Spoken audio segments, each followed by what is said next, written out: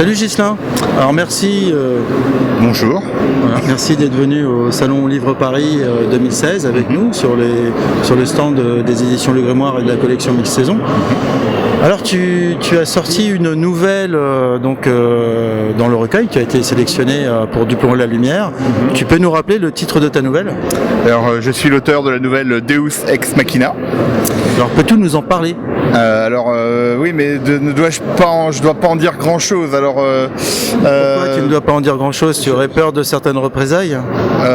Non, j'assume complètement ce que j'ai écrit dedans. Alors bon, on va expliquer un peu. Alors on va dire que dans ma nouvelle, il y a une planète étrange, il y a beaucoup de sable et mes personnages principaux qui sont qui donnent leur, qu'on suit quoi, qui sont un peu, on va dire les héros, mais en fait les protagonistes de l'histoire. Les protagonistes principaux sont des fanatiques religieux à tendance terroriste de l'espace. Voilà. Donc on va dire que dans le contexte actuel, c'était peut-être oui, c'est vrai, c'est une nouvelle qui a beaucoup fait polémique. Je vais en parler un peu pour nos spectateurs, nos lecteurs et nos auditeurs. C'est que dans le contexte dans lequel on vit en ce moment, il y a quand même cette mise en abîme du propos de ta nouvelle, d'une part par les membres du comité qui ont pensé que c'était peut-être pas de bon ton de présenter cette nouvelle, mais j'ai essayé de les raisonner. J'ai essayé de les raisonner parce que le propos, il n'était pas pour ces fanatiques, mais c'était un propos humain avant tout. Oui, c'est ça. C'est un propos humain, c'est-à-dire que on va pas raconter. Hein. Non, on va pas raconter. En fait, pour défendre un peu la nouvelle, je ne l'ai pas écrit spécifiquement pour cet appel à texte. En fait, je l'avais dans mes cartons depuis 2 ans. Et quand j'ai vu l'appel à texte, en fait, j'ai voulu écrire un truc. On n'était pas loin. Tu veux dire, mon salaud, que t'as pas répondu à l'appel à texte, ça a été pioché dans ton carton? Bah oui et non, c'est-à-dire qu'en fait, c'est incroyable ça. Oui, voilà, j'ai voulu écrire quelque chose, j'ai réfléchi, j'ai trouvé une idée. Et là, je me suis dit, mais tu l'avais déjà écrit? Je l'avais déjà écrit, voilà. Voilà, c'est ça. C'est ça. Et donc, en fait, j'ai ressorti, j'ai été chercher dans mon disque dur, j'ai retrouvé la nouvelle, je savais même plus quel nom je lui avais donné, en fait, parce que j'avais écrit ça il y a 2 ans avant pour complètement autre chose. Et là, je la retrouve, je la relis, je dis, voilà, c'est ça, quoi. C'était cohérent. C'est cohérent, c'est exactement ce que j'ai envie de dire. Et du coup, voilà, je l'ai soumis, je crois que je l'ai soumis 2 jours avant la date limite, quelque chose comme ça. Enfin, vraiment sur la fin de la sélection, quoi. Sur la fin de l'appel à texte. D'accord. Et que penses-tu du projet, de l'anthologie, du plomb à la lumière, je veux dire, par son principe, qu'est-ce que tu penses de cette collection interactive? Déjà, je trouve que c'est un objet magnifique. Voilà, quoi. Quand on l'a entre les mains, alors moi j'ai écrit dedans, donc forcément ça me fait quelque chose. Mais je veux dire, par rapport à plein de livres, voilà, c'est pas basique.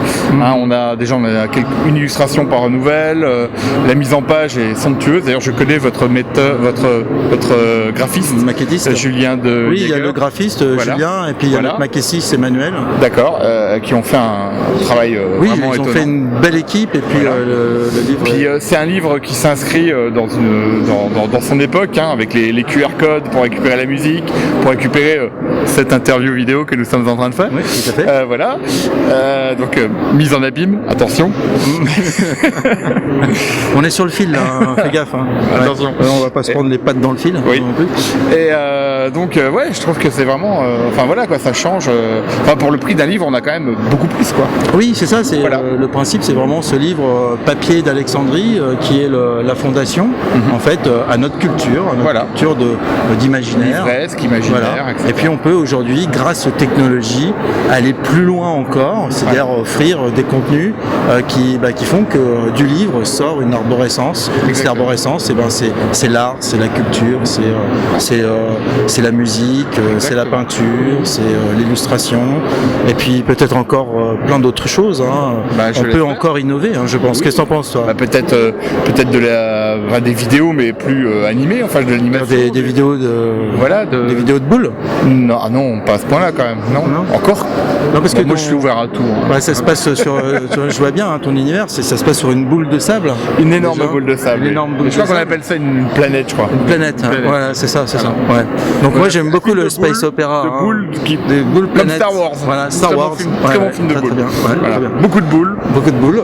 Beaucoup de disséminées dans toute une Voilà, c'est ça, c'est cette espèce de guirlande de Noël. Exactement. Pleine de vie, de créatures étranges. Voilà, avec le sapin, le Père Noël.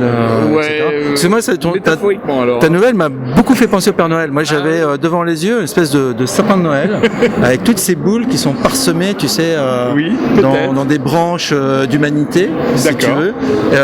Toutes plus. Je ne voyais pas comme ça, mais en fait, le fait est que ramifier les. D'ailleurs, c'est la fête des rameaux demain. Oui, donc tout à fait. on peut souhaiter bonne fête à tous les rameaux. À tous les rameaux. De l'humanité. Les rameaux. Dans l'espace, etc. Voilà. etc. Ouais. Juste pour revenir sur la nouvelle, en fait, ce qui est amusant, c'est plus je la relis, plus j'y trouve des choses. Alors que c'est moi qui l'ai écrit. Et en fait, à la base, je suis parti, quand je l'ai écrit, je suis parti sur un truc, en fait, sur un événement d'actualité. En fait, c'était la mort de Kadhafi.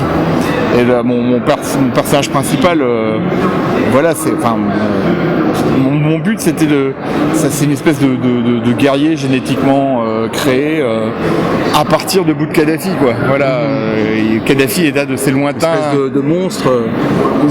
C'est pas un monstre, mais non, c'est pas un monstre à la Frankenstein. C'est juste que, voilà, il a été créé sur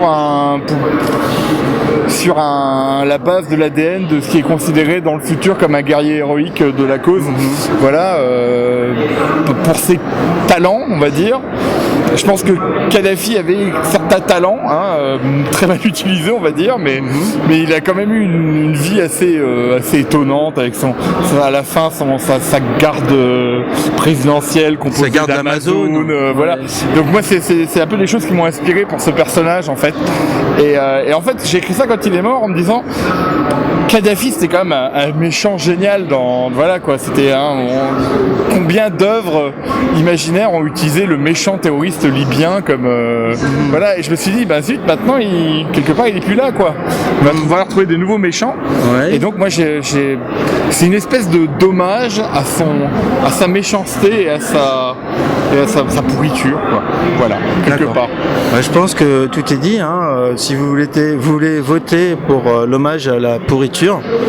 Donc c'est dans la nouvelle de Ghislain, c'est dans Du plomb et la lumière. Et bonne lecture, à vos votes. Et la musique est de Thomas Tillard, donc c'est une belle musique aussi. Il y a une jolie illustration. Une jolie illustration. À bientôt. Bon vote. Au revoir. Bonne lecture.